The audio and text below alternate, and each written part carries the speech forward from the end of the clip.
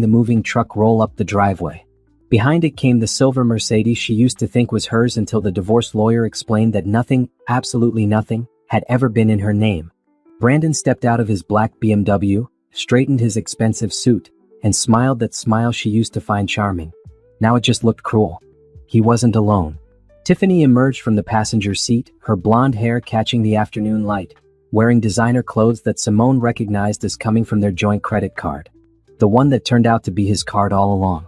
Behind them, 2 more cars pulled up.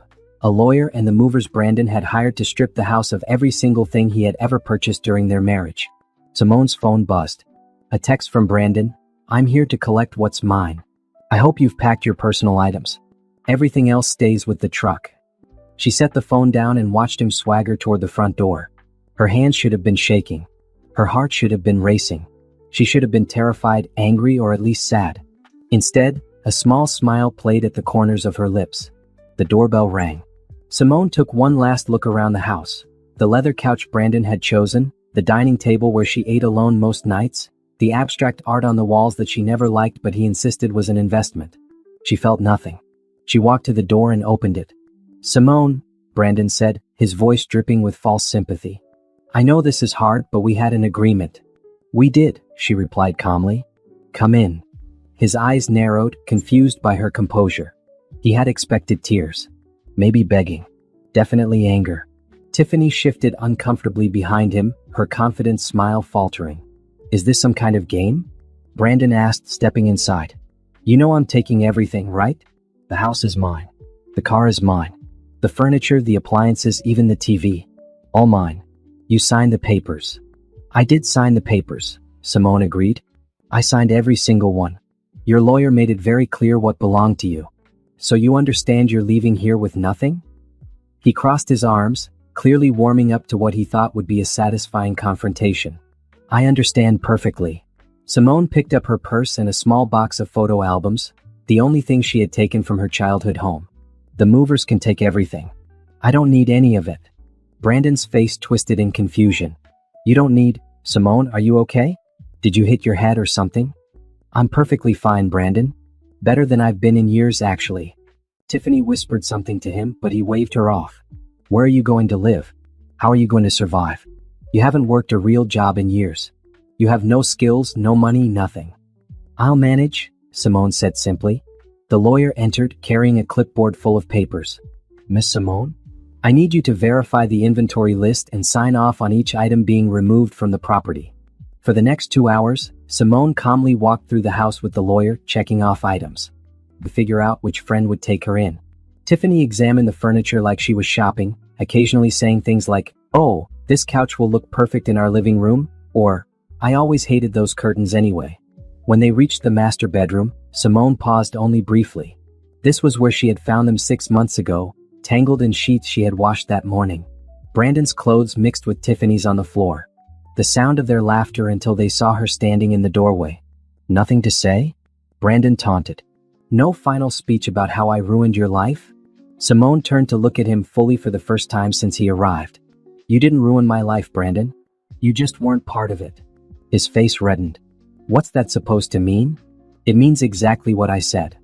She signed the final paper and handed the clipboard back to the lawyer. "We're done here. Where's your car?" Brandon asked suddenly. "The Range Rover should be in the garage. I returned it to the dealership last month. It was in your name anyway, remember? I didn't want to deal with the hassle." "Returned it?" He looked genuinely shocked. "How have you been getting around?" "I bought my own car. A nice one." Simone picked up her box of photos. "Is there anything else, or can I go now?" Brandon stepped in front of her. "Wait. Just wait. You're acting weird, Simone. This isn't like you. You should be crying or screaming or something. I'm taking everything." "I know. And I'm letting you take it." She met his eyes steadily. "Thank you for that, actually." "Thank me?" He looked at Tiffany, who shrugged. "Yes. Thank you for showing me who you really are. Thank you for the divorce. Thank you for making it so clear that I never want to see you again." Simone stepped around him. "Goodbye, Brandon." She walked out of the house without looking back. Behind her, she heard Brandon sputtering to Tiffany, trying to make sense of what just happened. The movers had already loaded half the furniture into the truck. Neighbors stood on their lawns watching the spectacle. A few waved at Simone sympathetically, probably thinking she was being thrown out with nothing. Simone smiled at them and waved back. Her car, a brand new Mercedes Midnight Blue, bought and paid for with her own money, waited at the curb. She had parked it there deliberately in full view. As she unlocked it with the key fob, she heard Brandon's voice behind her. Simone, wait, where did you get that car? She turned, still smiling. I bought it. Have a good life, Brandon. She drove away, leaving him standing in the driveway of the empty house, his face pale with confusion. In her rearview mirror, she saw him pull out his phone, probably to call someone who could explain what just happened. Let him wonder, she thought. Let him spend the next few weeks trying to figure out where she got the money for a luxury car. Let him lose sleep over how calm she had been. Let him realize, slowly and painfully, that taking away his things meant absolutely nothing to her.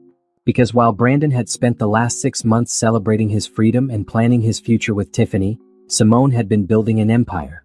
And he had no idea. 8 years earlier, Simone had been a different person.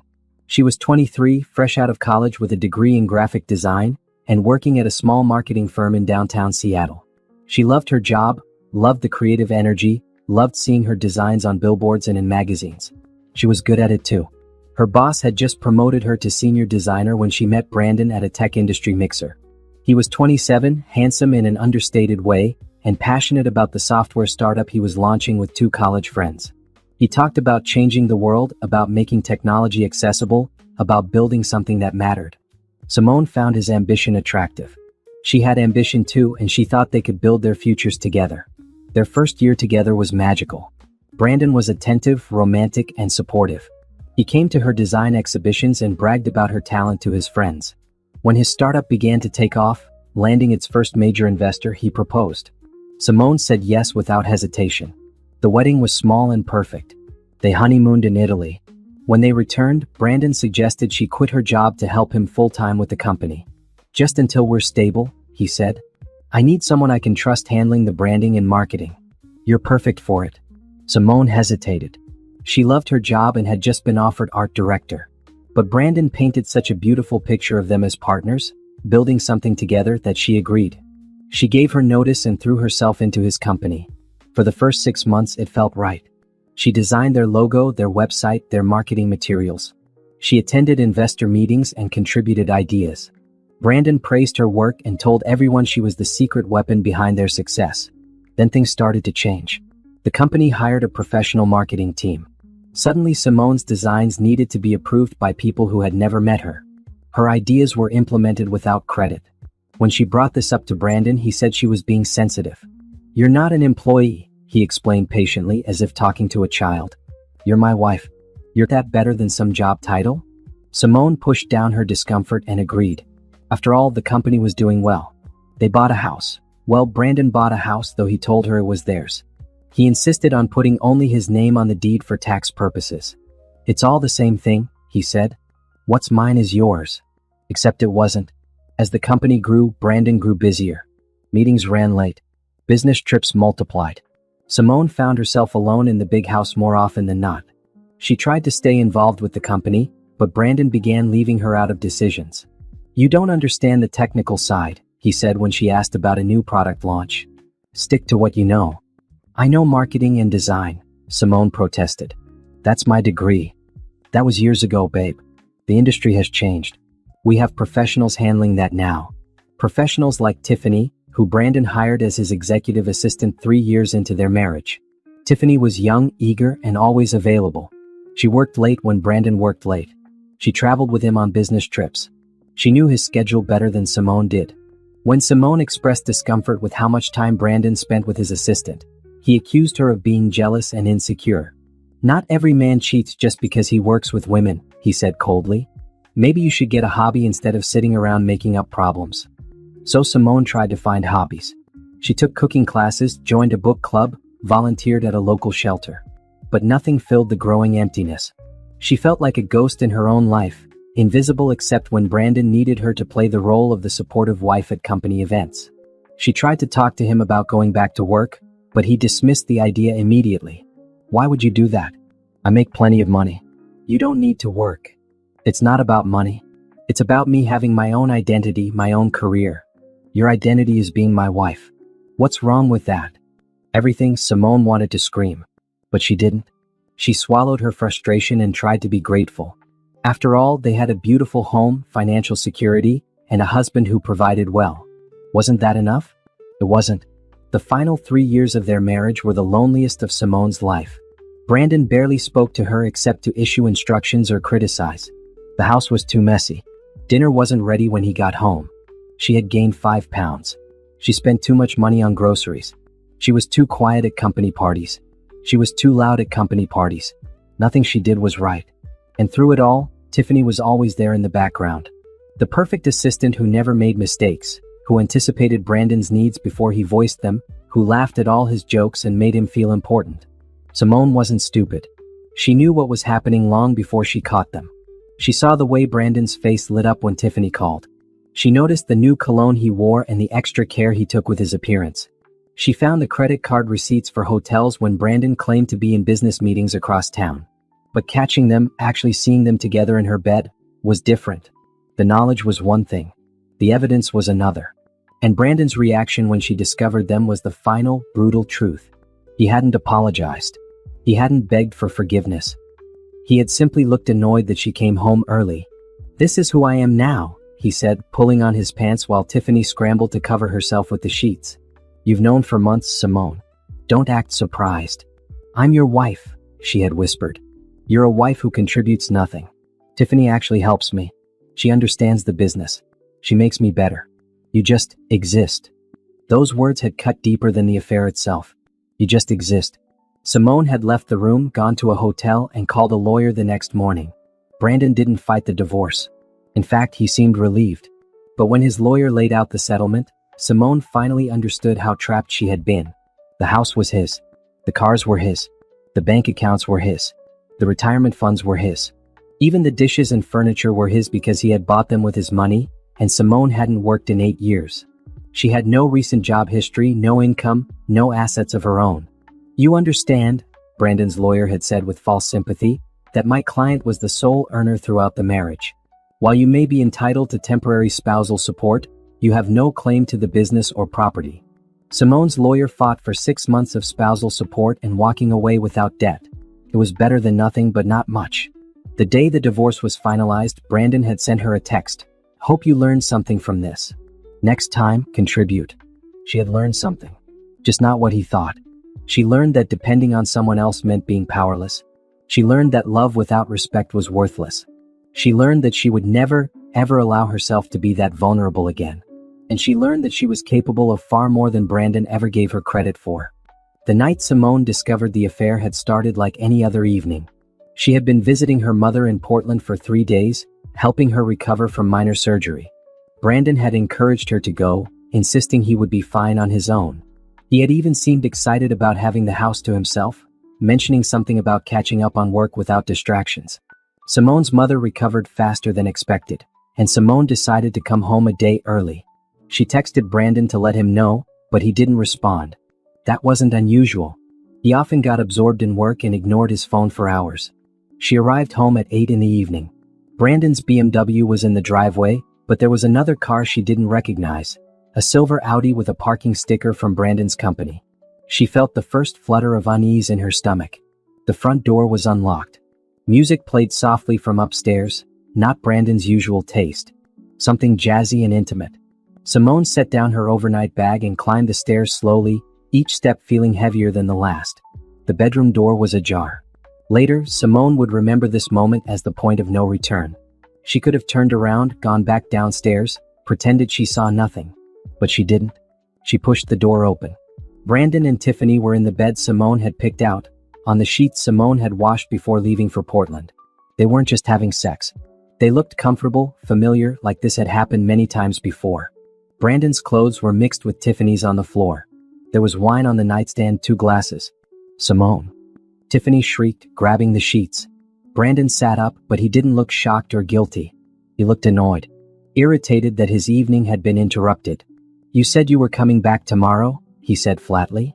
That was his first response. Not, "I'm sorry." Not, "This is a mistake." Just annoyance that she had come home early. "What is this?" Simone's voice sounded distant, like it belonged to someone else. It's exactly what it looks like. Brandon got out of bed, completely unconcerned about his nakedness, and started pulling on his pants. Simone, we need to talk. You're sleeping with your assistant. In our bed. See, that's the problem. You keep saying our. This is my bed. In my house. Paid for with my money.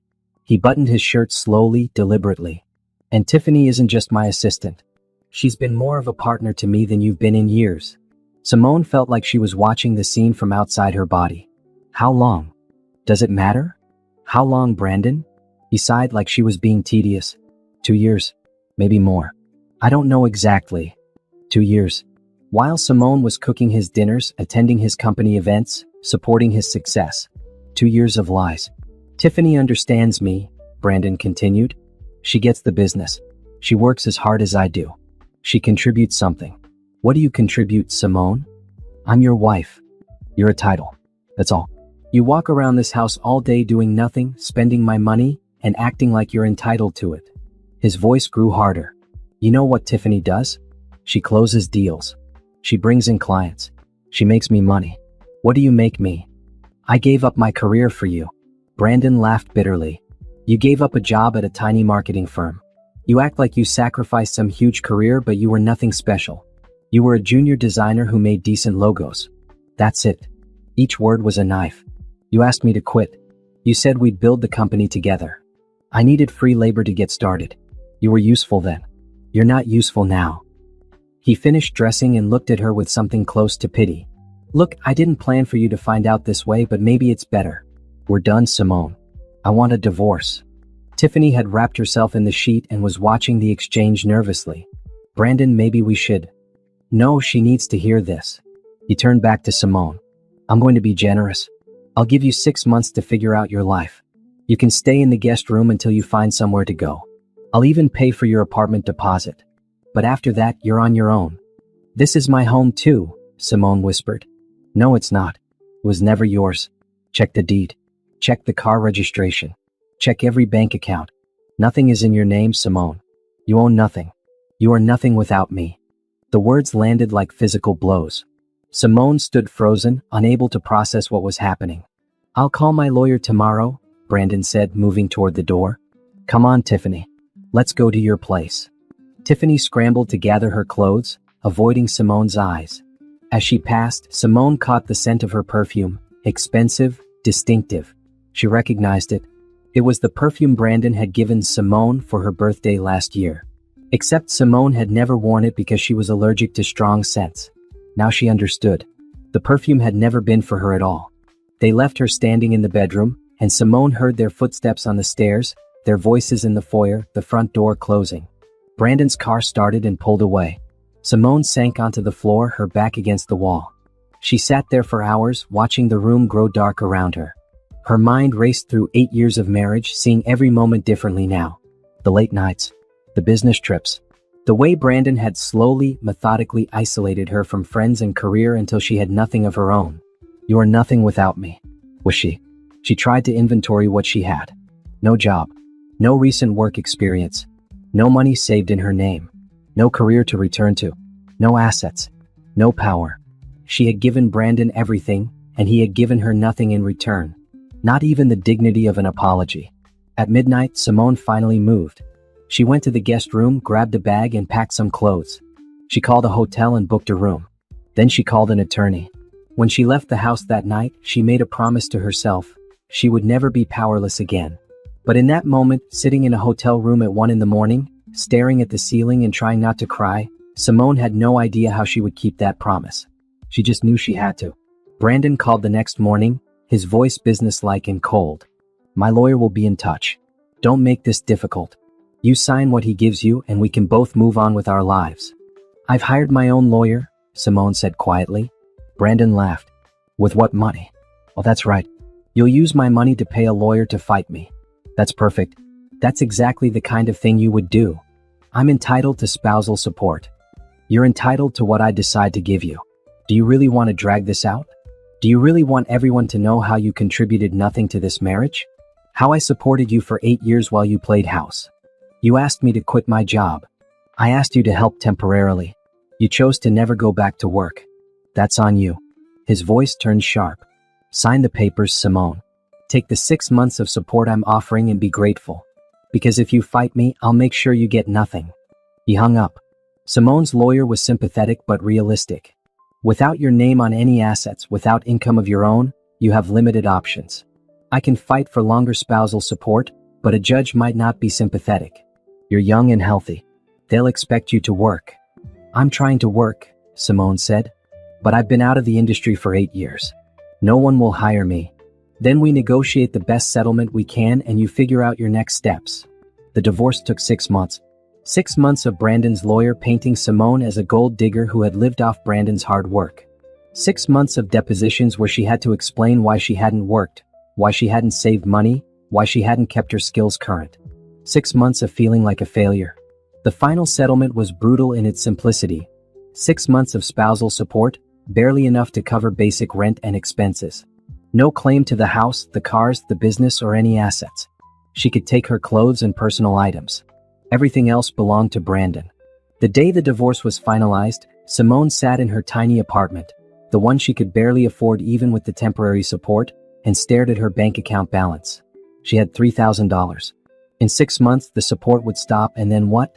Brandon's text message came through that evening. Hope you learned something from this. Next time, contribute. Simone stared at those words for a long time. Then she opened her laptop and started researching freelance graphic design platforms. If Brandon wanted contribution, she would show him what contribution really looked like. What Brandon didn't know, what he couldn't have known because he never paid attention to anything Simone did, was that she hadn't been entirely idle during the final 3 years of their marriage. It started with a conversation at her book club. Simone had joined the group 2 years before the divorce, desperate for any social interaction that didn't involve Brandon's colleagues. The women in the book club became the closest thing she had to friends, and one evening after they finished discussing the month's novel, the conversation turned to work. I'm thinking about starting a side business, said Natalie, a freelance writer. Just something small, doing social media for local businesses. I wish I had a side business, Simone had said without thinking. I feel like I'm losing my mind just sitting at home all day. What did you do before you got married? Asked another member, Rita. Graphic design. I worked at a marketing firm. I actually loved it. So why don't you do freelance design work? Natalie had asked as if it was the most obvious thing in the world. Brandon wouldn't like it. The women exchanged glances. Rita spoke carefully. Does Brandon need to know about everything you do? That conversation planted a seed. Simone went home and looked up freelance design platforms. Sites where designers could bid on projects, build portfolios, work remotely. She could do this from home during the long empty days when Brandon was at work. He would never need to know. But first, she needed somewhere to work. The house felt wrong, too full of Brandon's presence, too monitored by his occasional work-from-home days. So Simone did something she had never done in her marriage. She made a decision without asking permission. She had a desk in a common area, nothing fancy, but it was hers. She paid for it with money from the household account, burying the expense in grocery bills and household supplies. Brandon never checked the actual receipts. He just glanced at the total and assumed she was spending it all on food. The workspace became Simone's refuge. She started taking on small projects, logo designs, business cards, simple websites. The money was minimal at first, but Simone didn't care about the money. She cared about the work, about remembering who she used to be. She opened a bank account Brandon didn't know about, using her maiden name. Every payment went into that account. She never touched the money, just let it accumulate. It felt like building a life raft, one small deposit at a time. Her skills had gotten rusty during her years away from the industry, but Simone worked hard to catch up. She took free online courses in the latest design software. She studied current design trends. She forced herself to be better than she had been 8 years ago. Slowly, her client base grew. Small businesses became medium businesses. She landed a contract with a local restaurant chain to redesign their menu and branding. The project took months and paid $5,000. Simone cried when the payment hit her account. It was the first substantial money she had earned in years. Brandon never noticed. He barely spoke to her by this point in their marriage, usually coming home late and going straight to his office. On the rare occasions he asked what she had done that day, Simone said she had gone shopping or met with friends. He never questioned it. The year before their divorce, Simone took the biggest risk of her life. She registered her own design business, Simone Carter Design Studio. She used her maiden name, Carter, and listed her workspace address. She built a professional website showcasing her portfolio. She started reaching out to larger clients. And then she caught Brandon with Tiffany and everything changed. During the divorce, when Brandon's lawyer was painting Simone as someone who had done nothing for 8 years, Simone sat in silence. She could have mentioned her freelance work, but some instinct told her to wait. Let Brandon and his expensive lawyer think she was helpless. Let them believe their own story about her being useless.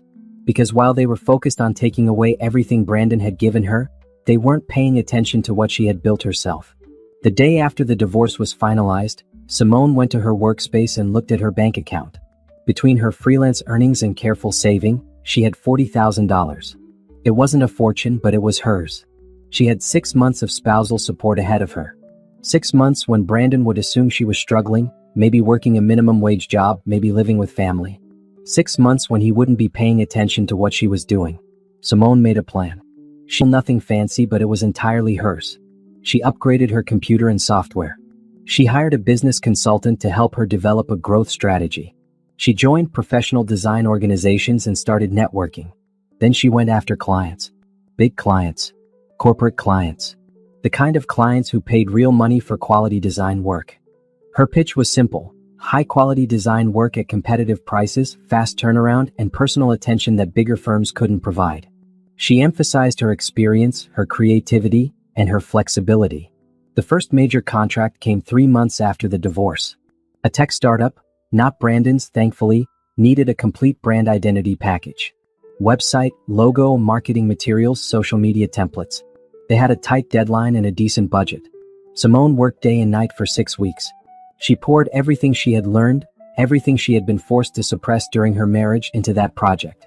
When she delivered the final products, the CEO called her personally. "This is exactly what we needed. Better than we imagined. Can you handle our ongoing design needs?" Absolutely. That retainer contract paid $3,000 a month. Simone added 2 more clients in month 4, then 3 more in month 5.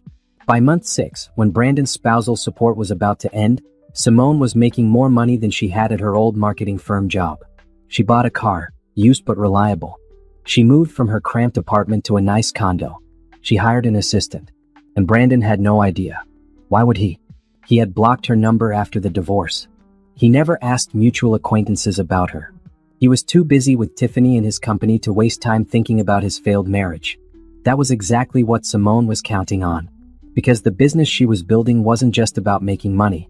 It was about proving something. To herself. To Brandon. To every person who had ever underestimated her.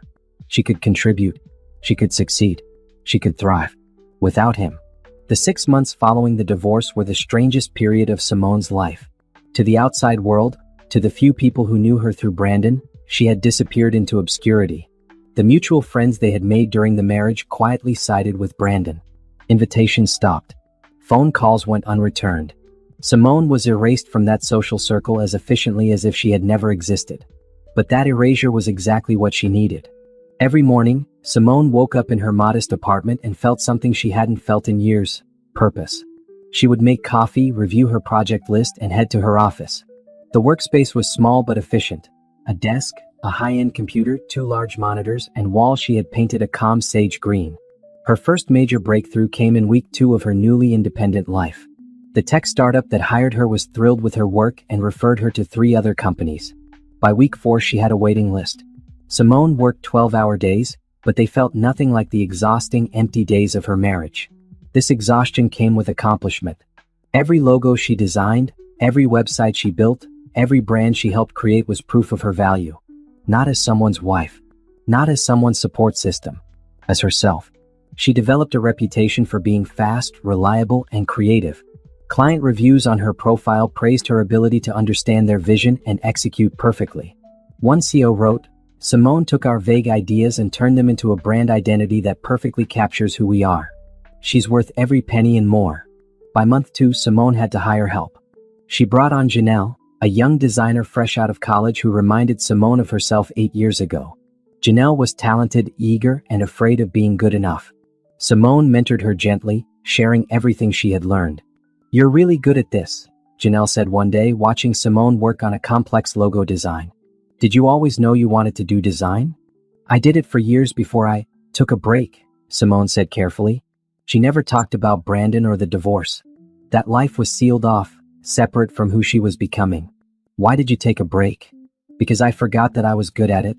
I let someone convince me that other things were more important. Simone looked at Janelle seriously. Don't ever let anyone make you smaller than you are. Not a boss, not a partner, not anyone. In month 3, Simone landed the contract that changed everything. She was scrolling through project listings on a professional platform when she saw it. A Fortune 500 company was looking for a designer to overhaul their entire digital presence. Website, mobile app, marketing materials, social media assets. It was a 6-figure contract, and they were accepting bids from design firms of all sizes. Simone's heart raced as she read the description. This was the kind of project major agencies competed for. She was just one person with one assistant. She had no business bidding on it, but she had nothing to lose. She spent 3 days crafting the perfect proposal. She researched the company exhaustively, identified their pain points, and created a detailed pitch showing exactly how she would solve their problems. She included mock-ups, timelines, and pricing that was competitive but not cheap. She emphasized her personal attention and flexibility, things a huge agency couldn't offer. Then she submitted the proposal and tried not to think about it. 2 weeks later, she got a call. Miss Carter? This is Patricia Wright from Heritage Industries.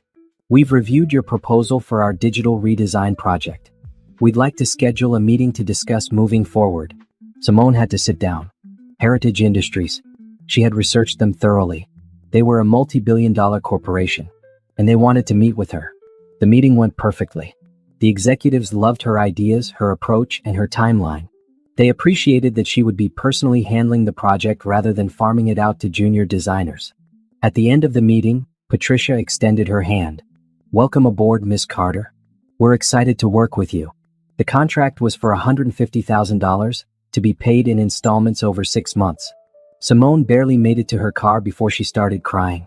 This was more money than she had made in her entire 8-year marriage. She called her mother, the only person who knew what she had been building. Mama, I got it. The big contract. The one I told you about. Her mother's voice was thick with tears. Oh baby, I'm so proud of you. I knew you could do it. I always knew. Simone worked harder than she had ever worked in her life. She brought on 2 more part-time designers to help with the Heritage Industries project while she maintained her other clients. She worked evenings and weekends. She obsessed over every detail. The result was stunning. The new website was clean, modern, and user-friendly. The mobile app was intuitive and beautiful. The marketing materials were cohesive and impactful.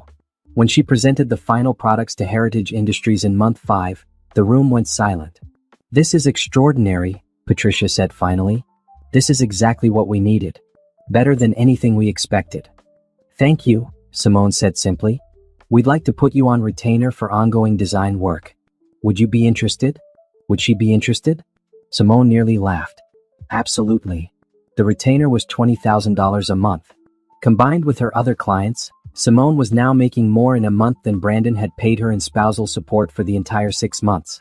She moved out of her cramped apartment and into a spacious condo in a nice neighborhood. She bought a new car, not flashy but nice. A midnight blue Mercedes that she paid for in cash. She upgraded her office space to a full suite with room for her growing team. And through it all, Brandon had no idea. She had blocked his number so she never saw any of his messages. She avoided places where she might run into him or his colleagues.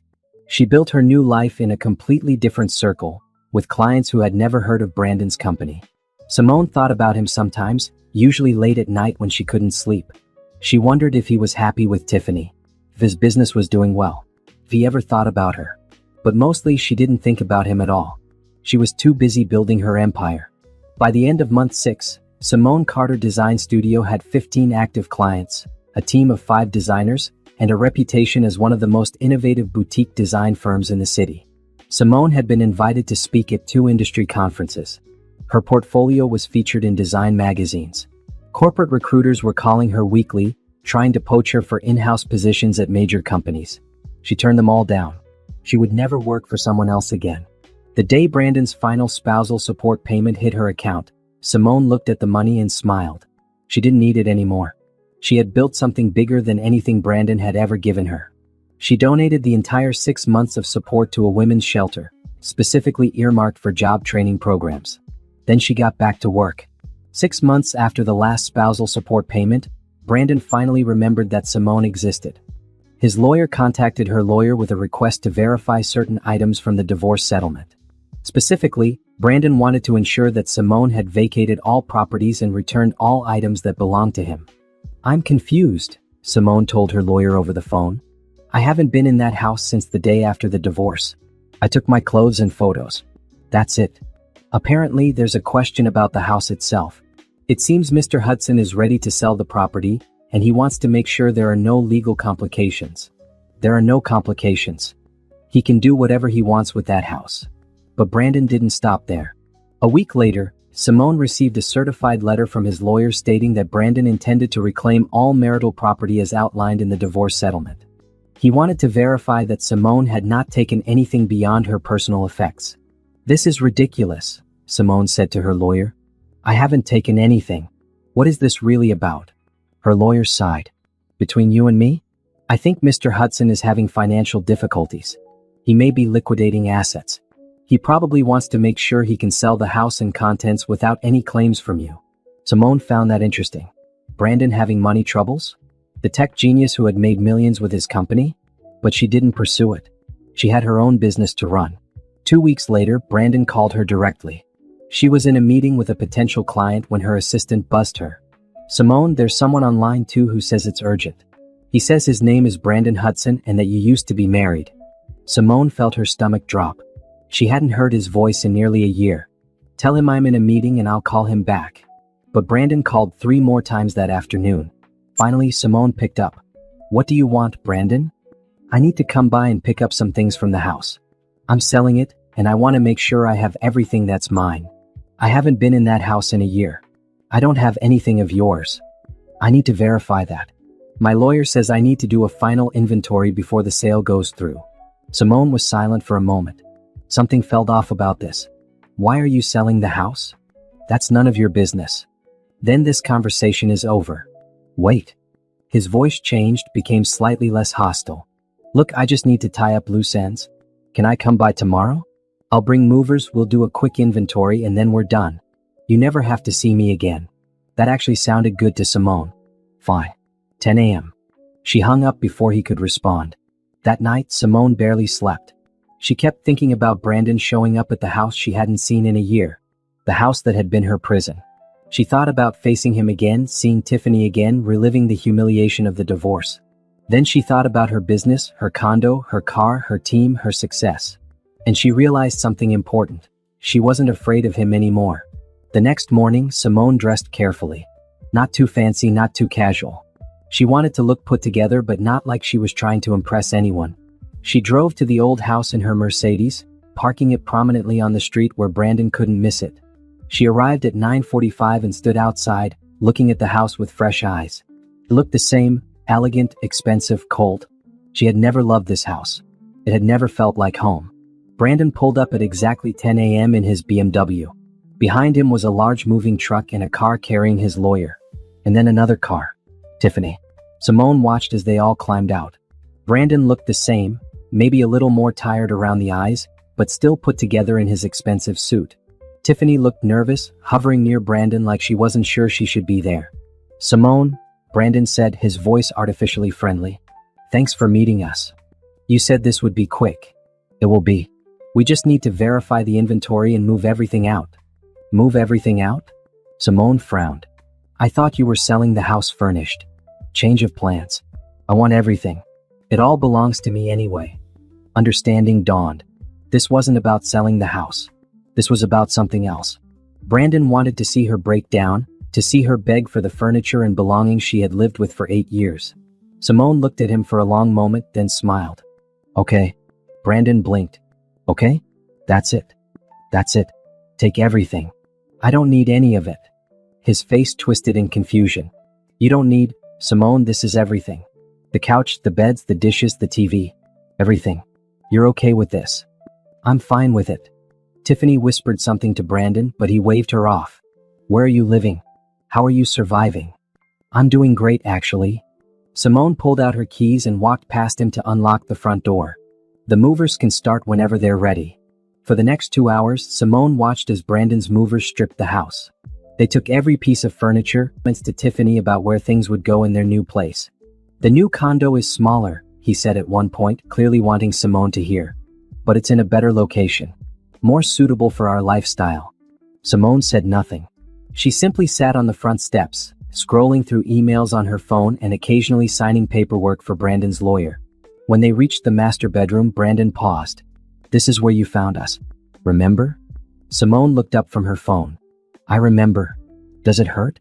Seeing all of this go?" "Not particularly." "Come on, Simone. You can drop the act. This has to bother you. I'm taking everything." She stood up and walked to where he stood in the bedroom doorway. "Brandon, I need you to understand something. You're not taking anything that matters to me. The stuff." She gestured at the furniture. "I never chose any of it. You did. Every piece of furniture, every decoration, every dish. All yours. I didn't care about it when we were married, and I certainly don't care about it now. So you're just going to start over with nothing?" "I'm not starting over with nothing." Simone smiled. "I'm continuing with everything I built myself." Brandon's eyes narrowed. "What does that mean?" "It means I don't need your furniture, your house, or your money. I have my own." "Oh, please. You're probably waitressing somewhere and living in some tiny apartment. Don't act like you're doing well." "I'm not acting." Simone checked her watch. "Are we almost done here? I have a conference call at 2. "A conference call?" Brandon scoffed. "For what?" "Your book club." "For my business." The words hung in the air. Brandon stared at her. "What business?" "My design firm. Simone Carter Design Studio. Maybe you've heard of it?" His face went pale.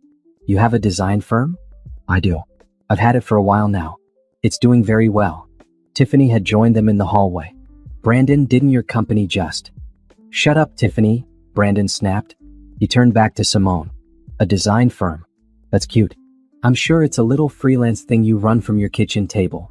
"Actually, I have an office and a team of 5 designers. We specialize in corporate branding and digital design." Brandon laughed, but it sounded forced. "Right. Corporate branding. Sure. You don't have to believe me. But it's true."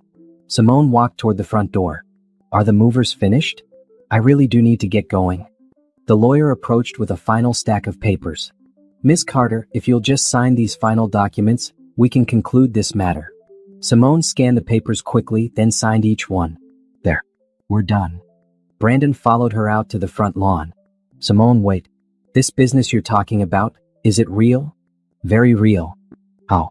You haven't worked in years. You had no money. How did you start a business?"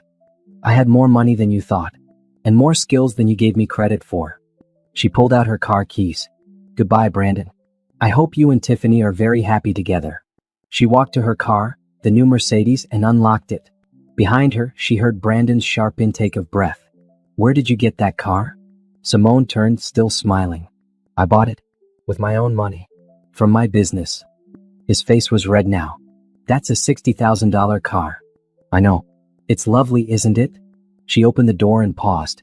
"Oh, and Brandon, good luck with the house sale. I hope you get a good price." She drove away without looking back.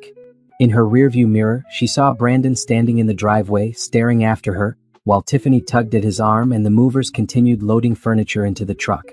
Let him wonder, she thought. Let him spend the next week trying to figure out how she went from nothing to owning a Mercedes. Let him lose sleep over it.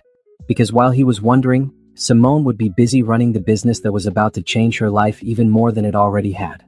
Brandon called her 17 times over the next 3 days. Simone ignored every call. She was too busy preparing for a presentation with a potential client, a major national retailer looking to rebrand their entire online presence. Finally, on day 4, he showed up at her office. Simone's assistant, Janelle, buzzed her line. "Simone, there's a man here demanding to see you. He says his name is Brandon Hudson and that it's urgent." Simone considered sending him away, but curiosity won. "Send him in." Brandon walked into her office and stopped dead. The space was beautiful, modern, professional, and clearly expensive. Floor-to-ceiling windows overlooked the city. 3 of her designers worked at sleek desks in the open area beyond her glass-walled private office. Sample work covered one wall: logos, website designs, branding packages. The Simone Carter Design Studio logo was etched into the glass door. "This is..." Brandon looked around in disbelief. "This is real.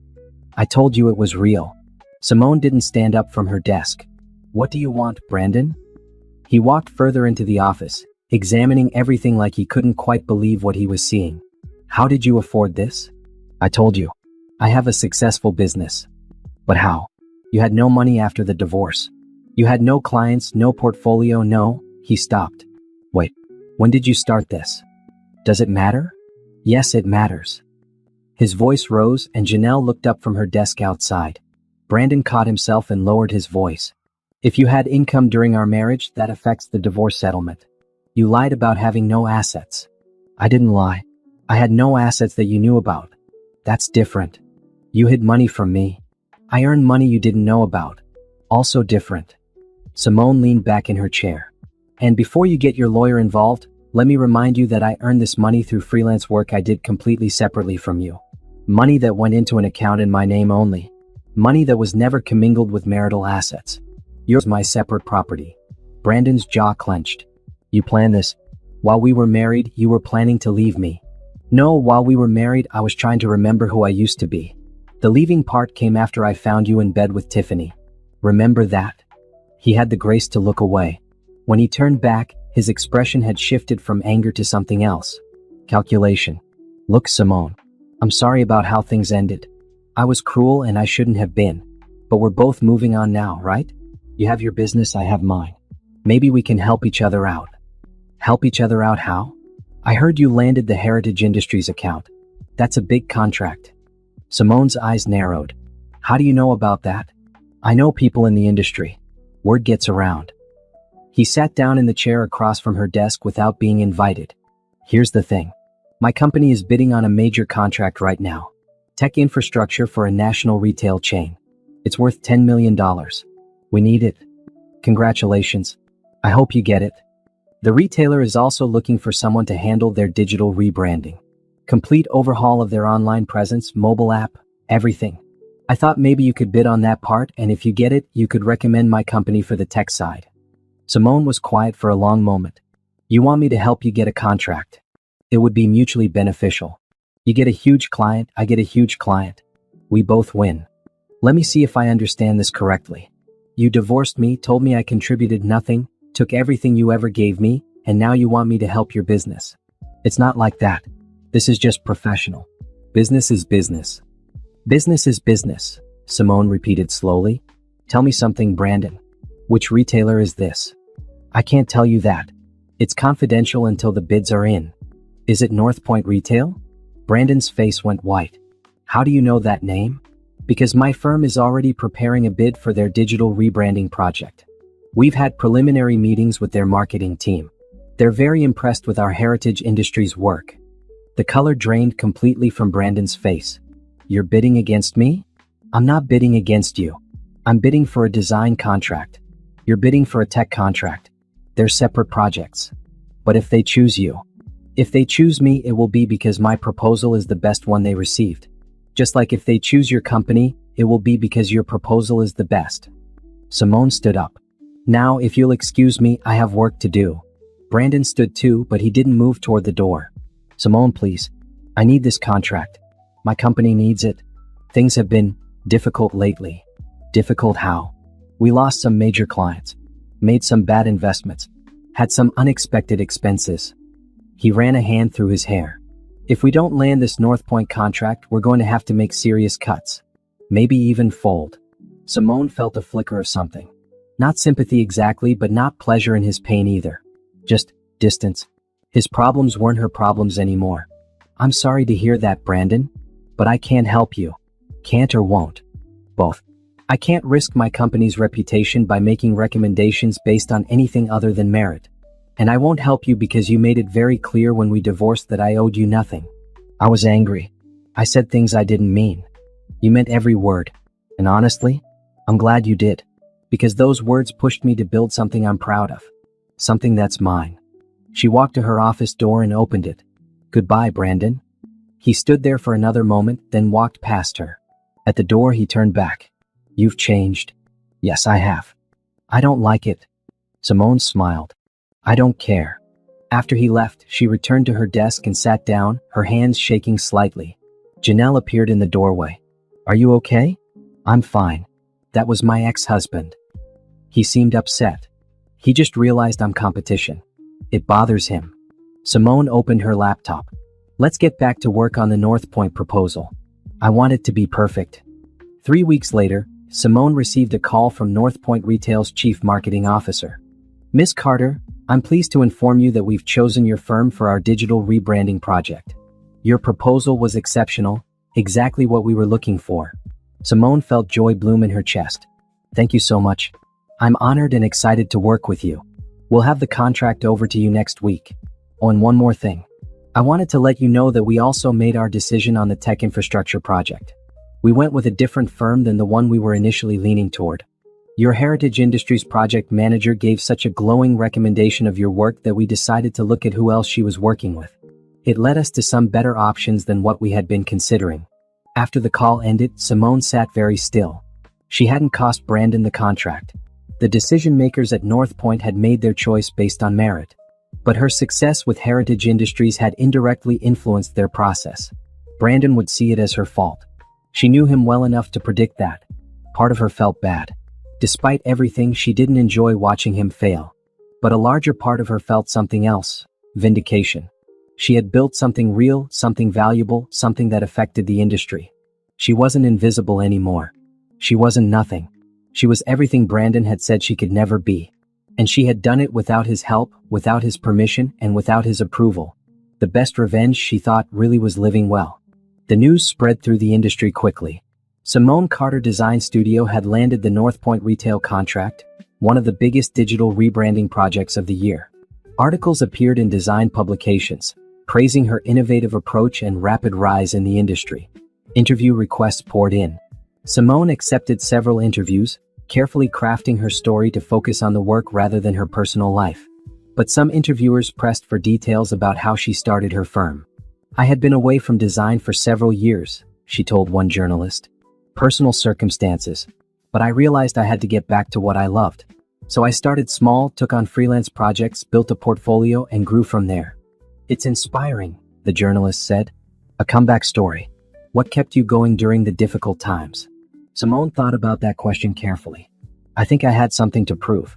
Mostly to myself. I needed to know that I could do this, that I was good enough, that I had value beyond what other people told me I had. Every project I completed was proof that I was right. The article came out with the headline, From Comeback to Triumph, Simone Carter's Design Studio Rises. It didn't mention Brandon by name, but it didn't need to.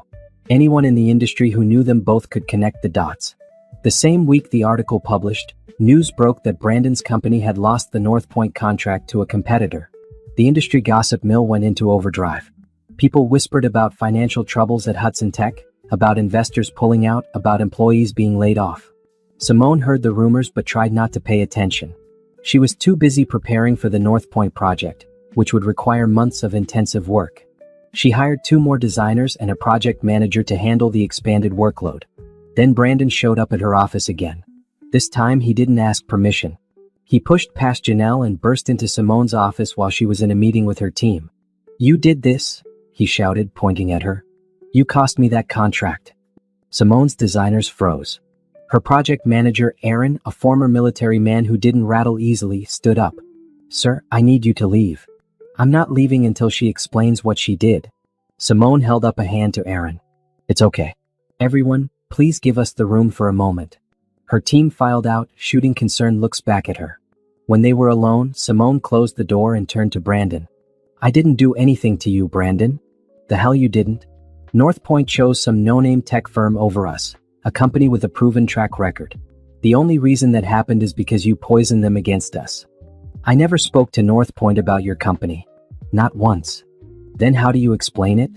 Maybe your proposal wasn't as good as you thought. Maybe they found someone better. Maybe this isn't about me at all." Simone sat down at her desk, deliberately calm. "Brandon, I'm sorry your company is struggling. I truly am. But you can't blame me for your business problems. I can when those problems started the moment you showed up as competition. I've been competition for a year. You just didn't notice until now." She met his eyes steadily. "And even if I had influenced North Point's decision, which I didn't, why would that be wrong? You're the one who told me that business is business. That success matters more than sentiment. I'm just applying the principles you taught me. Brandon's face was red with fury. I made you. Everything you have because of me. I supported you, I gave you a comfortable life, You controlled me. You isolated me.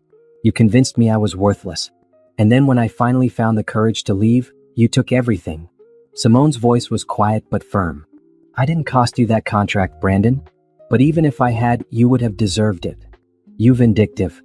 I'm not vindictive. I'm successful. There's a difference. She stood up. Now please leave my office before I call security. Brandon stared at her, breathing hard.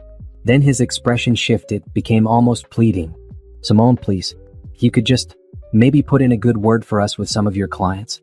You have connections now. You could help. No. Just one recommendation. That's all I'm asking. The answer is no, Brandon.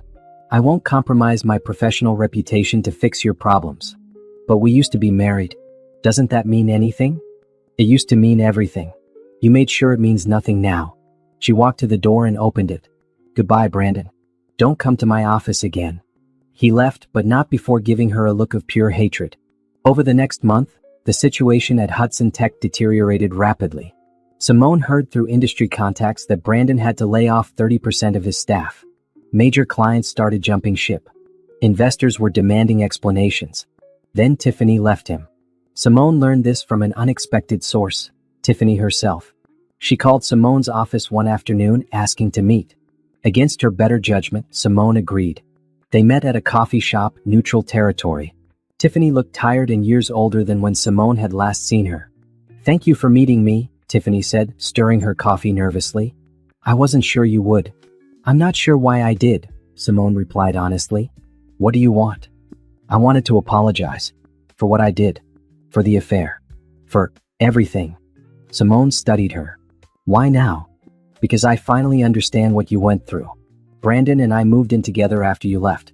At first it was great. He was charming and attentive and made me feel special. But then, Tiffany's voice trailed off. Then it became what you experienced. He criticized everything I did. Nothing was good enough. He needed to control everything. And when his business started failing, he blamed me. I'm sorry to hear that. I left him last week. I couldn't take it anymore. And I realized that I helped him do to me what he did to you. I was the other woman. I judged you for not being good enough, for not contributing, for not making him happy. And now I see that none of it was true. It was always him. Simone took a sip of her coffee, processing this. I appreciate the apology, Tiffany. But I need you to understand that it doesn't change what happened. You made choices. So did Brandon. So did I. We all have to live with those choices. I know. I wanted you to know that I was wrong. About everything. Okay. Simone started to gather her things. Wait, Tiffany said. Can I ask you something? How did you do it? How did you go from where you were after the divorce to this? She gestured vaguely at Simone's expensive clothes, her confidence, her success. Simone thought about that question. I stopped waiting for permission to be good enough. I stopped letting other people define my worth. And I worked harder than I've ever worked in my life. She stood up. You can do it too, Tiffany. You don't need Brandon. You never did. She left Tiffany sitting in the coffee shop and went back to her office, back to her work, back to the life she had built. That evening, as she reviewed the latest designs for North Point, her phone rang. A known number. She almost didn't answer, but something made her pick up. Hello? Simone Carter? The voice was male, professional. This is Robert Chin from Venture Capital Partners. We've been following your company's growth with great interest. We'd like to discuss potential investment opportunities. Simone sat up straighter. Investment in my company? Yes. We see significant potential for expansion. Would you be open to a meeting? Would she be open to a meeting? Simone almost laughed. 6 months ago, she had been taking everything she owned from Brandon's house in one small box. Now venture capitalists wanted to invest in her company. I'd be very interested, she said. Let's set something up. After the call ended, Simone stood at her office window, looking out at the city lights. She thought about Brandon and his failing company, about Tiffany rebuilding her life, about the journey that had brought her to this moment. She felt no satisfaction in Brandon's struggles. Just distance. His choices had led him here, just as her choices had led her to success. The best revenge really was living well. And Simone was just getting started. The meeting with Venture Capital Partners changed everything. Robert Chin and his team offered to invest $5 million in Simone Carter Design Studio in exchange for 25% equity. They saw potential for national expansion, predicted that with proper funding and strategic growth, the company could become a major player in the design industry. Simone negotiated for weeks, bringing in a business attorney and financial advisor. She refused to give up more than 20% equity and insisted on maintaining majority control. The investors agreed, impressed by her savvy negotiation skills. The investment allowed Simone to move her firm into a larger office space, hire 15 more employees, and open a second location in New York. She developed a training program for young designers, remembering her own struggles to rebuild her skills. She created a mentorship initiative for women returning to the workforce after career breaks. 6 months after the investment, Simone Carter Design Studio was one of the fastest-growing design firms in the country. Major corporations competed for spots on her client list. She was invited to speak at the prestigious Design Leadership Summit, where she gave a keynote address on building a business from the ground up. It was at a smaller industry conference that she met Lawrence Winters. He was an architect, 10 years older than Simone, with kind eyes and an easy smile. They were both speaking on a panel about creative collaboration between architects and designers. During the Q&A session, Lawrence answered a question by referencing one of Simone's previous answers, building on her ideas rather than contradicting them. Afterward, they talked over coffee. "Your work with Heritage Industries was brilliant," Lawrence said. "The way you integrated the digital presence with their physical branding was seamless. Not many designers think about how their work interacts with spatial design." "Thank you. I've actually been wanting to collaborate more with architects. I think there's huge potential in combining our perspectives from the start of projects, rather than working in silos." "I completely agree. I've been saying that for years." They talked for 2 hours about design philosophy, about their approaches to work, about the challenges of running independent firms. Lawrence was divorced, had been for 5 years, and spoke about his ex-wife with a kind of respectful distance that Simone appreciated.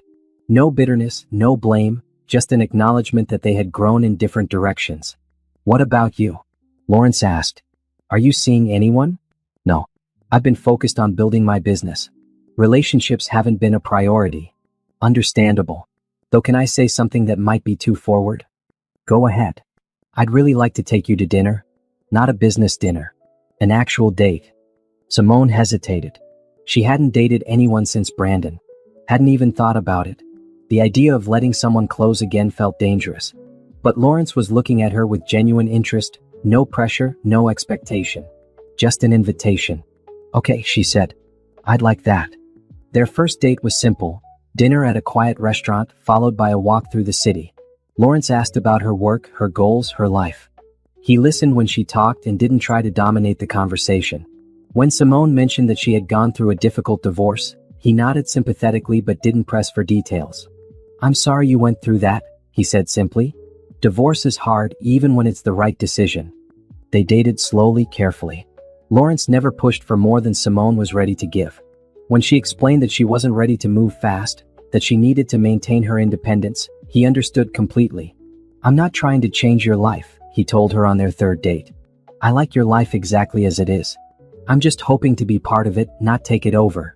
6 months into their relationship, Lawrence met Simone's mother. Of Simone.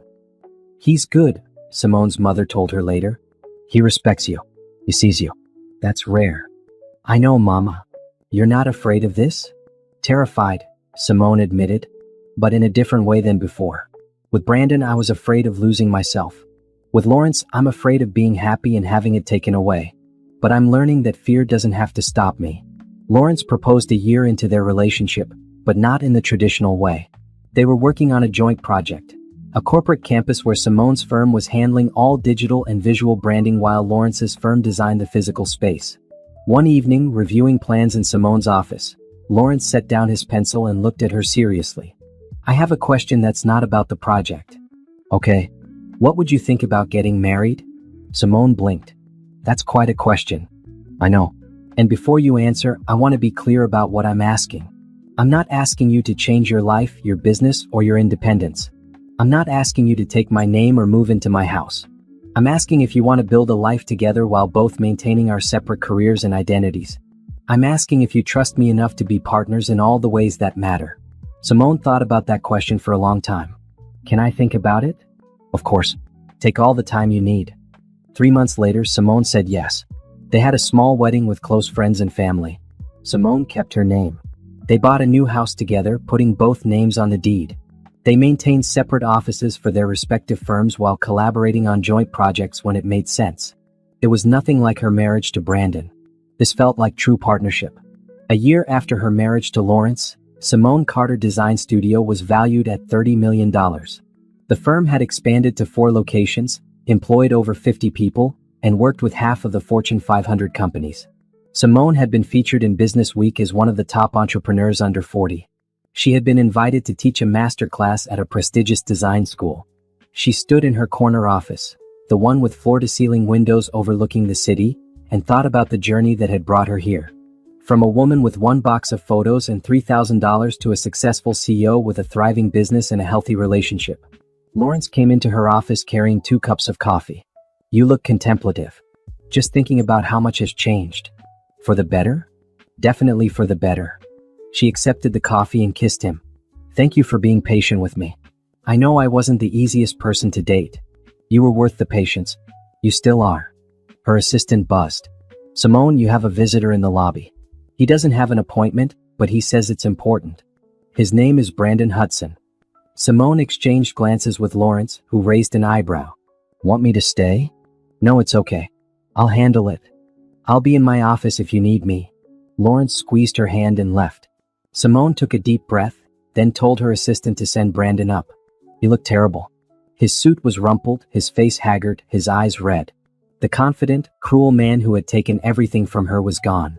In his place was someone broken. Thank you for seeing me, he said quietly. What do you want, Brandon? I wanted to. He stopped, started again. I heard about your success. The Business Week article. The expansion. You're everywhere. I've been working hard. I know. Everyone knows. He sat down without being invited, but Simone didn't object. My company filed for bankruptcy last month. I'm shutting down. Losing everything. I'm sorry to hear that. Are you? He looked up at her. I treated you terribly. I told you that you were nothing. And now you're everything and I'm nothing. Are you really sorry? Simone thought about that question honestly. Yes, I am. I'm sorry for you, Brandon, because I remember being in that place where everything falls apart. It's awful. But I'm not sorry about my success. I earned it. I know you did. He rubbed his face. I didn't come here to ask for help. I know you wouldn't give it and I don't deserve it anyway. I needed to see you. To tell you that I was wrong about everything. I appreciate that. You were always talented. Always capable. I was threatened by that, so I made you smaller. Made you doubt yourself. Made you think you needed me when the truth was I needed you. He stood up slowly. I don't expect forgiveness. I just wanted you to know that I see it now. I see what I did, and I see what you've become despite me. Because of you, actually, Simone said quietly. If you hadn't pushed me to my lowest point, I might never have found the strength to build this. I'm not grateful for the pain, but I'm grateful for what I learned from it. Brandon nodded. For what it's worth, I'm proud of you. I know I have no right to be, but I am. Thank you. He walked to the door, then paused. Are you happy? I am. Genuinely happy. Good. You deserve it. He opened the door, then looked back one last time. Goodbye, Simone. Goodbye, Brandon. After he left, Simone stood at her window again, watching the city below. She felt nothing but peace. No anger, no bitterness, no triumph. Just acceptance that their story was over and her story, her real story, was still being written. Her phone buzzed with a reminder about her next meeting. She finished her coffee, gathered her materials, and went back to work. There was still so much to build.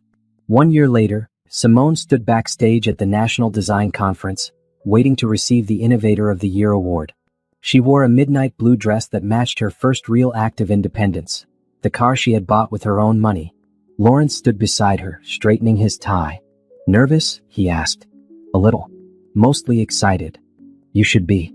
This is incredible, Simone. The award was recognition of everything she had built over the past 3 years. Simone Carter Design Studio now had 6 locations, employed over 100 people, and was valued at $50 million.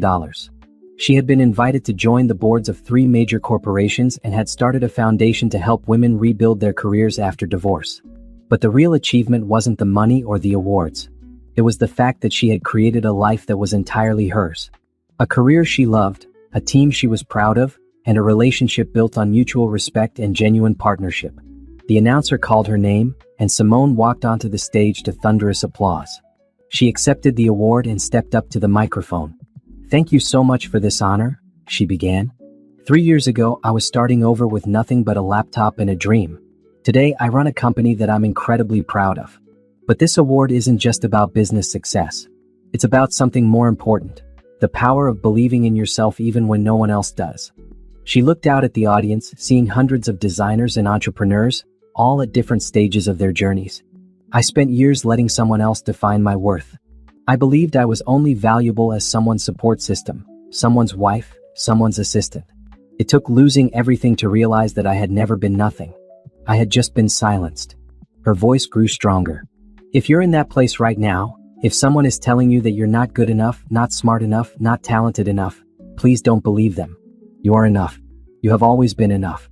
And when you find the courage to bet on yourself, you'll be amazed at what you can build. The audience rose in a standing ovation. Simone smiled, accepted the award, and walked off stage. Backstage, Lawrence pulled her into a hug. "That was perfect. You're perfect." "Stop, you'll make me cry," before the reception. At the reception that followed, Simone networked with other award winners and industry leaders.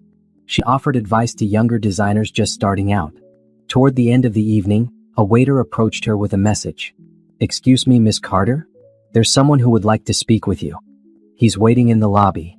Simone's first thought was Brandon, but when she reached the lobby, she found someone unexpected: Brandon's former business partner, Michael. "Simone," he said warmly, extending his hand. "Congratulations on your award. Well deserved." "Thank you.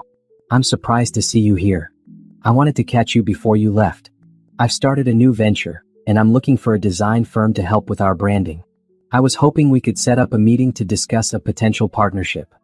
Simone studied him carefully. "Michael, you know that Brandon and I know everything," Michael interrupted gently. "I know how he treated you during your marriage. I know how the divorce went down. And I know he's blamed you for his company's failure, which is completely unfair. That's actually part of why I left the partnership. I couldn't work with someone who refused to take responsibility for his own decisions. I appreciate you saying that. I mean it. Brandon made a lot of bad choices, both personal and professional. None of that was your fault." Michael pulled out a business card. "My new company is in sustainable tech. We're trying to make green energy more accessible to low-income communities. It's a mission I really believe in, and I think your firm's approach to design would be perfect for our branding." Simone looked at the card. It was a good project, the kind of work she wanted to take on. "Send me a proposal. I'd be happy to review it." "Thank you. That's all I can ask." Michael paused. "Brandon showed up at my office last week asking for help. I said no. I wanted you to know that. You don't have to explain your decisions to me. I know. But I wanted you to understand that some of us see what really happened. Some of us recognize that you earned everything you have. And some of us are rooting for you." After Michael left, Simone returned to the reception, where Lawrence was talking with a group of architects. She joined them, slipping her hand into his. "Everything okay?" he asked quietly. "Everything's perfect." The evening wound down, and Simone and Lawrence drove home together. Their house, the one they had chosen together with both names on the deed, was lit up warmly against the night sky. Inside, Simone kicked off her heels and changed into comfortable clothes. Lawrence poured them both a glass of wine, and they sat on the couch together. "I'm proud of you," he said. "Not just for the award, though that's incredible, but for everything you've built. The business, the foundation, this life. You did it all yourself." "Not all myself. You've been a huge support. But I didn't build it for you. That's the difference. I just stood beside you while you built it." He kissed her forehead. "That's what partners do." Simone leaned against him, feeling content in a way she never had during her marriage to Brandon. This felt right. Balanced. Two whole people choosing to build a life together, not one person consuming the other. Her phone buzzed with a text from her mother. "I watched the ceremony online. So proud of my baby girl. You showed them all." Simone smiled and texted back, "Thanks, Mama. Love you." She thought about the journey that had brought her here. The betrayal that had shattered her world. The terrifying moment of starting over with nothing. The slow, painful process of rebuilding herself. The joy of discovering her own strength. the success that came from betting on herself. And she thought about Brandon struggling somewhere with the consequences of his choices. She felt no satisfaction in his failure, but no regret either. They had both made their choices. They were both living with the results. The final thought she had before falling asleep that night was simple. The best revenge really was living well. And Simone was living very well indeed. 3 months later, Simone was in New York for a client meeting when she saw him. She was leaving a coffee shop, juggling her laptop bag and a latte, when a man in a cheap suit approached her on the street. Simone. She turned. It took her a moment to recognize him. Brandon looked nothing like the man she had married. His hair was longer, graying at the temples. His suit was off the rack, wrinkled. He had dark circles under his eyes. Brandon. Her voice was neutral.